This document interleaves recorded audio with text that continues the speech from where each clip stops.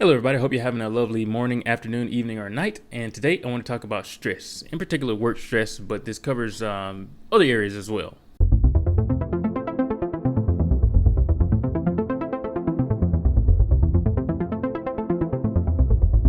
So I've been wanting to talk about this topic of stress for quite a bit of a while because I have some personal experiences with it, some slightly scary experiences, and my life over this past year to year and a half has taught me just how important it is to actually manage your stress levels and actually be aware of the damage that it can do. So I want to start off with a little bit of a story about my experience, something that kind of happened last year that I felt that really brought this to the forefront of my attention and why it's so important. Then I want to move into a little bit of statistics that I found online about stress, things that I think that we should all be aware of. And at the end, I want to go over a few things that maybe you can implement in your life if you're dealing with stress that can kind of help you manage it as well. So during the final quarter of 2018, which at this point was last year, I had been going through quite a bit of stress at my job. There was a lot going on. I almost felt like, the thing that a lot of people feel usually when it comes to their jobs, that there's just a lot going on. There are more tasks than you seem to be able to handle. You're getting a lot of tasks piled on your plate, and there's a lot of pressure to complete them. There's a lot of pressure to complete them in a specific amount of time, and people are depending on you. And this began to weigh on me quite a bit. I usually before I never had this sort of issue, but things had really begun to take a spiral for the worse.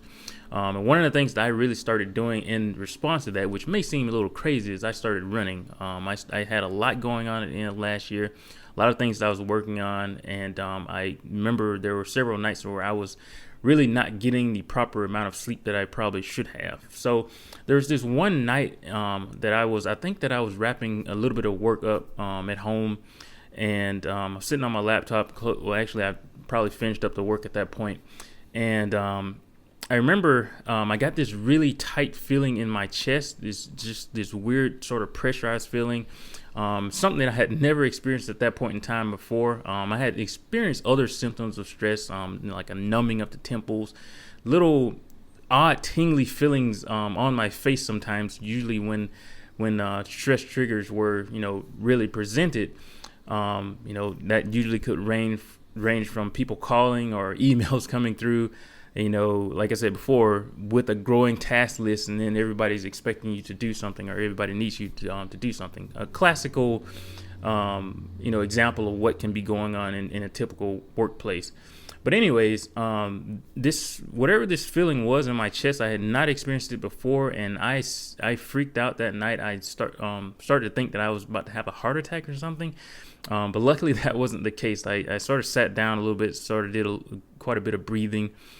Just try to get control of it. And it was after that night that I really thought to myself that I should probably at least get checked up to try to see what was going on. I thought that I would possibly having issues with blood pressure. I got that checked. It was completely fine.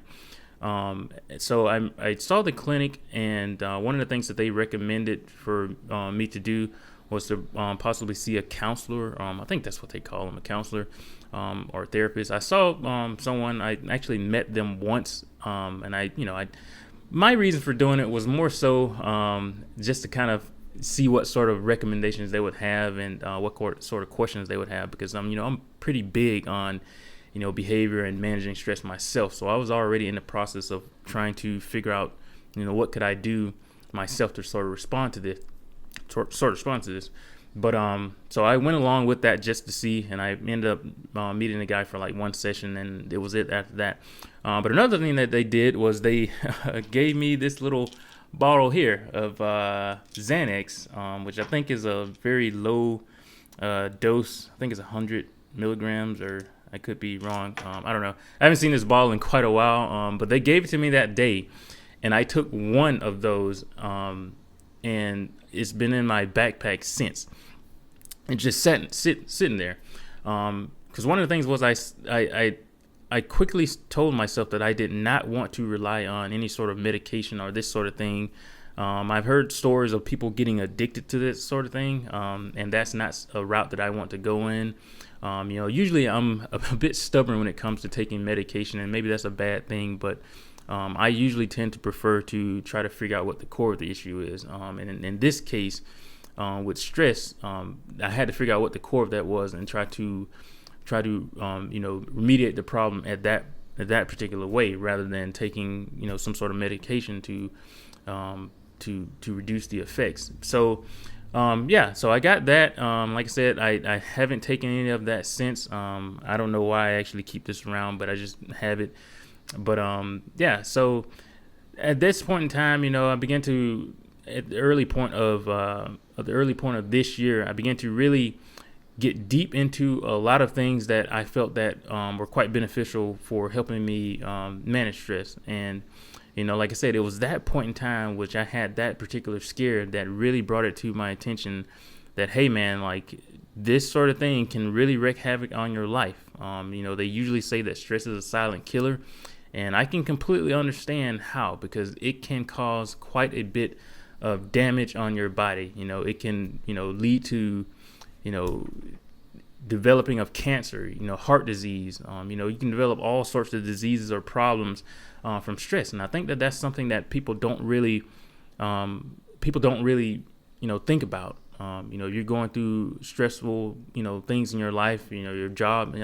Our jobs really play a huge effect in the sort of stress that we have in our life. There's many other areas as well, relationships, friendships, and all these sorts of things. But our jobs play a huge role in our life, and it can be one of the most significant causes of stress in our lives. And if we don't get control of that, if we don't at least begin to try to fight that back, then it can really trickle down and cause even more problems. So overall, this experience has led me to really wanting to learn quite a bit more about the body. This year, I have spent quite a bit of time studying anatomy and physiology, studying the brain, studying human behavior, these sorts of things that I really sort of have an interest in anyway. But, these sorts of experiences just increase that interest in these areas, just to try to figure out, how can we what can we implement in our lives to sort of get more control in our lives? Because a lot of times stress is the result of a lack of control, or it's the result of how we respond to that. Our minds are thinking that we have less control over the situation, and that is what really leads to the stress. They when they prescribed this Xanax to me, they didn't. I don't want to necessarily diagnose myself with anxiety or anything like that, but that's what they were saying, that the symptoms that I was having were symptoms of anxiety. And another interesting thing, I remember earlier this year, it was quite interesting. Like I said, I usually try to spend a lot of time, studying human behavior and the mind, and neuroscience and that sort of thing. So I had this interesting experience that I wrote it down earlier this year, where on Sundays, I would also get, these slight little, sort of that same feeling in my chest, but it was not to the extreme as it had been, last year. But I was starting to get that sort of feeling on Sundays, and it would be kind of hard to breathe. And, I was wondering, why is this happening? The day is going fine. I could be, just taking a drive on during a Sunday or sunset or something. And all of a sudden my chest would start hurting, and I began to question why. But what is Sunday? Sunday is usually the day before Monday, Sunday is the day before Monday, but it's usually the day before work. And I like to believe that somehow I may have programmed my body to respond to something that I hadn't even thought about yet. I had programmed my body to initiate stressors because of the fact that I was going to be returning to work the next day. And usually at that point, I was not thinking about work or anything, but all of a sudden my chest would start hurting. And then after that, that's when I would start thinking about work. That's when I would start dreading, how crazy the week would be and how hectic things would be. So it's quite interesting. I just kind of wonder if I had sort of programmed my body to respond, to stress, or, my body was programmed to worry before my mind had caught up with it. And then at that point in time, my mind started thinking about it. So it's quite interesting. But anyways, I did want to talk a little bit about some of the statistics that I saw here. I marked down a few that I thought that were kind of significant. And I'm reading it off of this site, the American Institute of Stress, AIS, which I'm there's quite a bit of sources on here, so I'm gonna assume that this is fairly legit statistics, and I'll leave a link of this in the description as well. So if you want to check it out, you can. But these, of course, I'm in America, so these statistics are, of course, for America's. So they could be different. I know I have a lot of fans or viewers in different countries, so these things could be different in your area. But anyways, so a few of the ones that I want to highlight here. One of them is that it says 55% of Americans are stressed during the day. I have a list. I'm just going to read some of the random ones. So another one is that on a scale from 1 to 10, Americans rate their stress levels at 4.9, which may not seem like much, but that's quite a bit. Americans aged 30 to 49 are the most stressed age group. That one it's quite kind of interesting. I'd like to believe that as time goes on, I think everyone is in a way is almost becoming a little bit more stressed. Things are a lot different than they were before, especially with social media, with news and all the things that are going on, and our access to, the news sources. And, we see a lot of negativity on day to day. And not only that, but, stressors with the economy and all those sorts of things. I think a lot of this stuff plays a huge role. So, honestly, at least this is my thought, but you can kind of expect to see a lot more with the younger age groups as well as time goes forward. Number 5 here, it says in 2018, a third of U.S. based respondents visited a doctor for something stress related, which I guess I was a part of that statistic as well. Another one here, 83% of U.S. workers suffer from work related stress. That's a lot. That is quite a bit. Another one, 54% of workers reported that stress from their work affects their life at home. Yeah, you can definitely understand how that would be. I know that, a few years ago, and I wasn't really dealing with stress at that point in time, but I used to come home and I'd have a couple beers and that sort of thing.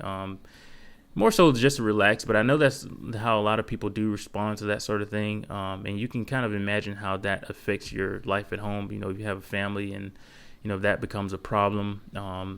Some people come home and they take out their stress on their loved ones, their family. And I know sometimes, usually when I've had a bit of a hectic day, when I get off of work, there's just this time period where I just kind of want to, just need a little, not need distance, but I prefer to just spend a little time on my own just to kind of, flip that switch and to, change modes or whatever. But yeah, this definitely, I can see how that can affect a lot of, homes. 16% of workers have quit their jobs due to stress. Now, some of these statistics, I believe, have been accumulated between like 2015 to 2018. So those numbers could have changed. Actually, I'm a bit surprised about that. I had expected that number to be quite a bit higher, but that's what it says. I'm gonna skip a couple of more of these. See, both men and women handle stress by consuming more caffeine, smoking, and exercising more frequently. Caffeine, maybe. I usually like to think that caffeine is what most people drink in the morning just to kind of get that boost. Maybe that's a result of stress or a lack of sleep. I don't know, but I didn't necessarily think that caffeine would be a stress response. Smoking, yeah, that one I can understand, and it doesn't say drinking here, but you can add that in as well. And exercising, of course, that is a bit of a healthy response to stress. That one may seem a bit counterintuitive, especially after a long day of work, but I've noticed in my life that it can make a huge difference. So I'm gonna do maybe one or two more here. Let's see. 34% of workers don't feel safe reporting stress because they think it would be interpreted as a lack of interest or unwillingness to do the activity. Yeah, I can definitely see that one as well. Oftentimes I've noticed this in my own experience that I have not wanted to express, at times when I felt overwhelmed, I've not wanted to express that, because, usually Of course, it depends on your work environment, who you're around. But, sometimes that sort of thing can make people talk behind your back or make people think that you're trying to get out of work or that you aren't capable of doing the job and that sort of thing. And, most of the times I say that's probably not the case. And I'd probably say that's not the case with most people. But, sometimes we just think that we're supposed to suck it up and we're supposed to just get on with it. And we absorb the stress, and it's of course causing lots of issues on to us physically and mentally. But maybe that's what some companies expect. Maybe some companies don't fully care, or I don't know. I can't speak on that. Everybody has a different work environment, so that's not really something I can say. But there's lots of factors involved. But yeah, so those were a few things that I could just kind of wanted to highlight from that site. Quite a bit alarming, that so many people deal with stress and that their jobs cause so much stress on their life. But that's just, pretty much how it is. So some of the things that I may have talked on this before in previous videos, some of the tips that, things that I've noticed in my life that have been quite beneficial to helping me deal with stress. One of the major ones I'd say is deactivating some of my social media accounts. I never had a problem with, checking social media all the time. And I don't want to point out any names or any particular platforms, but, one of the major ones, of course, I think we're all aware is Facebook. Again, this is not just to pick on Facebook. There's others as well. I think that's one of the major ones that most people have a problem with. And it's one that I found myself, like I said, I probably didn't spend as much time. I think one of the statistics was that, people usually spend about 2.5 hours per day on Facebook. I think it was Facebook or either social media, but I think it was Facebook in particular, that they spend about 2.5 hours over the course of the entire day. And, you may say that's not a lot, but it kind of is. And sometimes, like I said, the problem that I didn't necessarily have a problem with spending a lot of time on Facebook. It's just that the time that I did spend, or the time that I did open up the app or other apps, it sort of caused a distraction from what I was doing. If I was reading something or writing, all of a sudden my mind would just send me over to pick up my phone and check Facebook. For what reason, I don't really know. That was more of a problem in the past, but the closer I got to before I deactivated it, it wasn't that much of a problem. But, one of the reasons why I deactivated it was just to kind of get rid of that urge, just to break that habit of being or wanting to check my phone. I deactivated my Snapchat as well for a little bit, not that long, but I've significantly reduced the amount of usage that I have with these sorts of apps, and Facebook is one that I'm still off of at this point in time. So I think that deactivating some of your accounts and maybe taking a break is quite healthy. Another one also related to your phone is to turn off your notifications or maybe turn off the vibration of your phone. This may seem insignificant, but at least for me, it's one of those things that it is quite a bit of a distraction. If you're doing something, you hear your phone buzz or a notification go off, you're most likely going to want to check it. Say, oh, who is this texting me? Who is this? Where's this notification coming from? What is this? What's going on? What's this news or whatever? Maybe just letting people know, or certain people know, that, hey, if you need to contact me and give me a call, you can probably leave your calls, till they can notify you or whatever, unless it's someone just calling you all day and don't really have, anything to talk about. But, you can maybe notify the important people to you that they should notify you by calling or something like that. But for the most part, with other notifications, other apps and these sorts of things, maybe just spend some time with that deactivated, just so you won't hear the buzzing or you won't hear that sound. I think it'll make a huge difference. And if you have your phone set up that way now, where you're getting most of those notifications and you're checking them immediately, then this probably will benefit you quite a bit.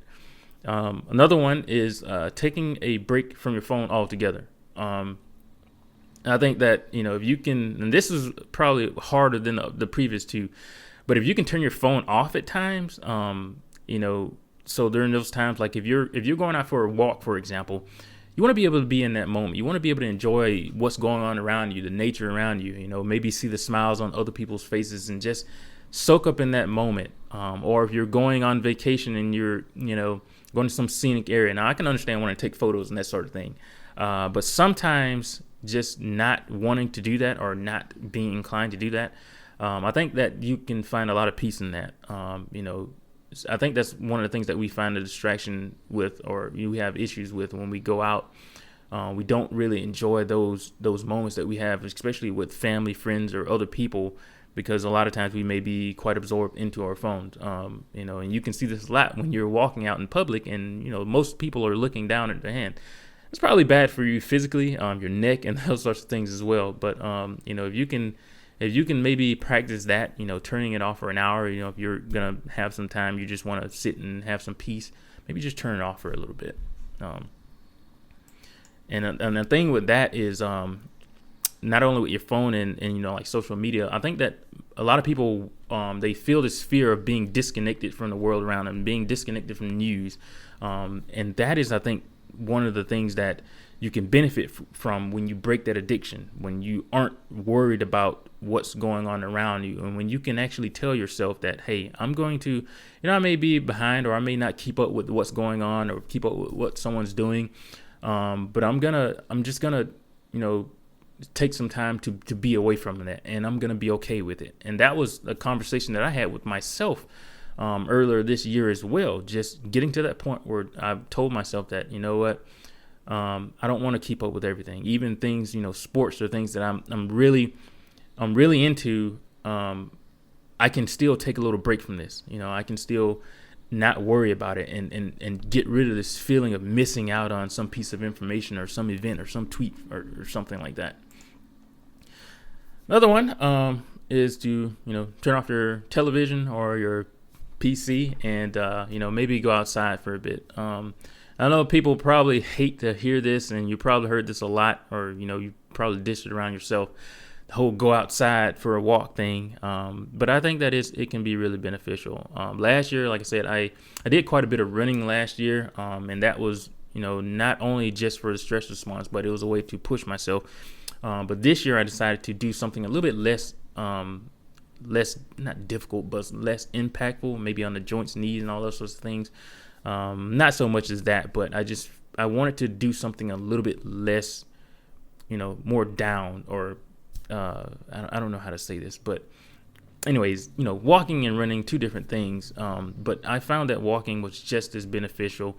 I spent quite a bit of time just walking trails, or just going out and walking and listening to the sound of trees, or listening to some non-lyricless soundtrack or something, video game soundtrack, while I was, walking, and just kind of putting myself in a different time zone or something. And some of you guys who are familiar with games like Elder Scrolls, or it doesn't have to be that, or just basically it's just scenic or cultural type of music, whether it's medieval or, I don't know, just music that doesn't have words. And those sorts of moments have been quite beneficial to me. So I usually go out for about, good 2-3 miles, 4 miles or something like that. And one of the things I've noticed, I have felt great after those walks. They have been quite beneficial and quite stress relieving. And I think that they can benefit you, of course, physically, mentally, in a host of ways. So, taking some time to go outside and walk is quite beneficial. Exercise. Another thing, of course, I don't really have to say this, but exercise is a great way to manage stress. It's a great way to respond to it. It's a great way to, take a little bit more ownership of yourself, your body, and the situation. And usually just a lot of times after that, you feel great. Again, if you're going for a run or a walk or hitting the gym, especially when you don't want to do it, you will most likely come out feeling much better on the other side of it, and in a little bit more control. Another tip is to try to avoid the alcohol. Now, I know that this is probably one of the ways that a lot of people do like to deal with stress. Like I said, I've had those times where, I've had long days of work or whatever, and I've come back and just had a beer or something like that. I've usually tried to stay away from beers primarily because of the carbs as of lately. That was more so of a thing that I did a few years ago. But, like now I may still have a glass of wine or something like that. Not in particular after work, but, while I'm reading or something. But consuming a lot of alcohol is not a good way to dealing with stress. It's not a good way because you're not really taking control. Like I said before, A lot of times, when you do deal with stress or anxiety, these sorts of things, is usually the result of some sort of worry or a lack of control of something, the lack of control, or the feeling that the future is out of your control or you're overwhelmed. Alcohol doesn't do that. It only masks that. I think the problem is that when you look for these sorts of temporary reliefs to try to drink away your problems, whatever, you don't drink them away. You just postpone them. They're still there. And drinking is not going to be one of those things that's really going to help your future in any way. So reducing the alcohol is if you have this sort of issue, then I think that it's something that you should try to avoid. But again, this is everyone's different. Everyone deals with this sort of thing different. Some people can drink a lot of alcohol and probably not have an issue, but other people probably will. So again, when you come home from work, if you had a long day of work, or like I said before, if it's any other factors in your life that are stressing you out really bad, alcohol is not the solution. If you can trade that for going for a run or a walk or working out or something like that, something beneficial, reading or something like that, then that will be great. That leads me to two of my other next two methods. Of course, meditation, great method. I talked about this in the video before, so I don't really want to go too far into it. Reading, I have quite the collection of books that I carry now that I'm still collecting, still reading, and I found it to be one of a great pastime. Not only I don't do this necessarily for a pastime, but a lot of those books are covering things that I am quite interested in, that I want to learn in. Like I said, the mind, body, anatomy and physiology, neuroscience, philosophy, a bunch of areas that I like to read. Philosophy in general is one of the things that I actually picked up as well as a bit of a stress response to stress, and it's been quite beneficial in that area. So yeah, reading, meditation, those are great things to do. Another thing is make time for hobbies. What are those things that you want to do? What are those things that you enjoy doing? Those things that you can see yourself doing at, putting a few hours in after work or during your day or whatever. That time is almost like meditation itself. When you're doing something that you really enjoy, even if it's reading, you get out of your mind, you get away from your problems, and you sort of just engage in something, perfect a craft, or build something. Those sorts of things are quite beneficial. Sorry, my lips are getting quite dry here. Let's see. Make more me time. Have more time to yourself. I have never really had a problem with this. I usually tend to be more so on the introverted side, and usually I need that sort of time to myself where I can, just sit down, like I said, read or meditate or something like that. That time is quite beneficial, and I think some people may have a lot more stress in their lives because they don't take the time to have that sort of me time. They're more concerned with getting the crowd of friends together because they think that that's going to be the thing that alleviates their issues, or that takes them away from their stress, and that's good at times, of course, but too much of that and not enough time to yourself, then that's not necessarily beneficial. As I said before, when you have that sort of me time, you can work on other things. You can read, you can meditate, you can work on that hobby. I think that it's important that we make some sort of focus, or make some sort of effort to have that time to ourselves. And of course, this is different. You may have family, you may have children, wife, kids, all these sorts of things that make that a bit challenging. But if you can make your significant other aware that, hey, I need to take a break, or I need to do this, not just because I want to get away, but because this is beneficial, then I think that you should do that, or whoever it is. But yeah, one of the last ones I want to talk about is avoiding lyrical music. And don't hate me for saying this, but I can say that when it comes to stress, one of the things that usually, and I've done this before, I've had those days where I've gotten off of work over the past however many years, where I just start blasting music or something. And why do I do that? Because I'm connecting with it, right? They're probably saying something that connects with me, is a way to channel my anger or my rage and my my stress out by listening to this music, or maybe singing along or something like that. But I don't think that it helped. And that's one of the reasons why maybe over the past 2 years, maybe 2 to 3 years, I have found it very difficult to listen to lyrical music. Like I said, I usually listen to just solo music, ambient soundtracks, or lately I've been listening to a lot of rain and thunder and that sort of thing. But when I work on stuff or whatever, when I read certain types of books, I listen to certain type of music. I picked up this book that Joe Rogan mentioned a few days ago. I can't think of the name of it. What is it? Let me grab it. So I have the book. The name of the book is Empire of the Summer Moon.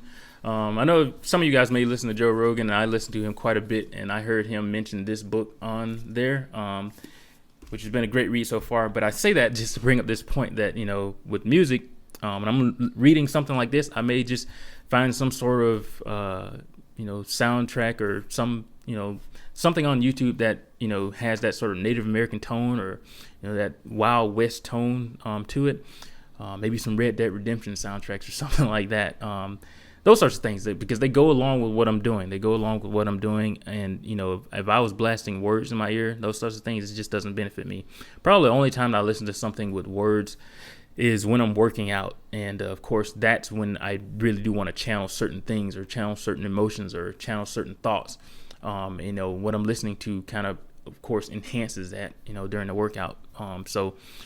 Yeah, other than that, I usually try to avoid music. Especially I hear people a lot of times they'll listen to rock or rap or those sorts of things, thinking that it's beneficial, but it's not. What you listen to, it does have an effect on your mind. It has an effect on your thoughts.